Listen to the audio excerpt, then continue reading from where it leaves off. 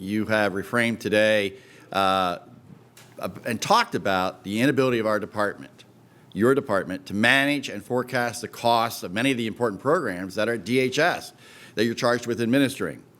Many of my colleagues have asked pointed questions about why there are supplemental needs in many of the line items, and a lot of the responses revolved around chalking it up to the population growth and trying to blame this legislature.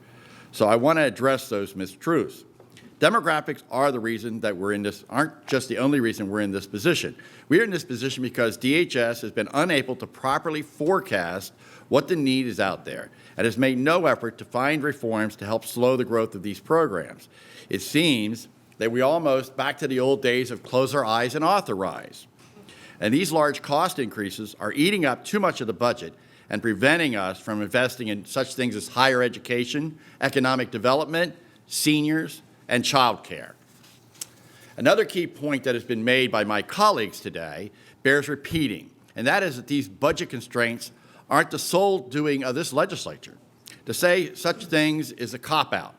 Many of these line items from DHS were funded at the levels requested by DHS and the governor, who is your boss, and signed by the governor.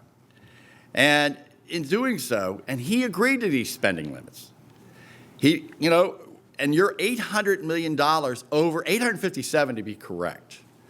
Overspending was not any projection, anywhere close to the projections that you had asked for even in last year's budget.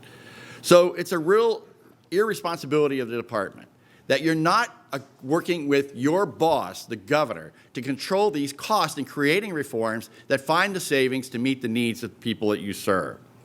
And instead of living up to the means, you're going outside of the legislative mandates to start new programs, which are, again, resulting in additional costs to the Commonwealth. Let me be clear. If a program was not budgeted for or was not authorized by the state or the federal statutes here, then DHS has no business creating new policies without the approval of this legislature. This mismanagement is completely unacceptable. The legislature is not an obstacle that you should be looking to work around, but a conduit which you should be working through to begin these new programs. We need to break this cycle of supplementals that come from DHS every year. DHS needs to continue to come to the table to look for meaningful reforms. We are not in a position to constantly be finding new ways to spend money at DHS.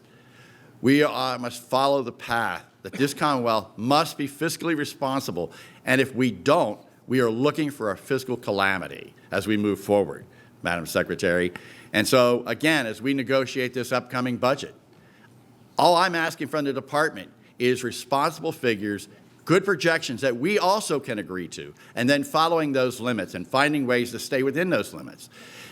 Again, I just want to reiterate, because of the almost $900 million overspending in DHS, there are so many people with special needs, seniors who aren't getting the services they need, higher education is not getting the funding it needs.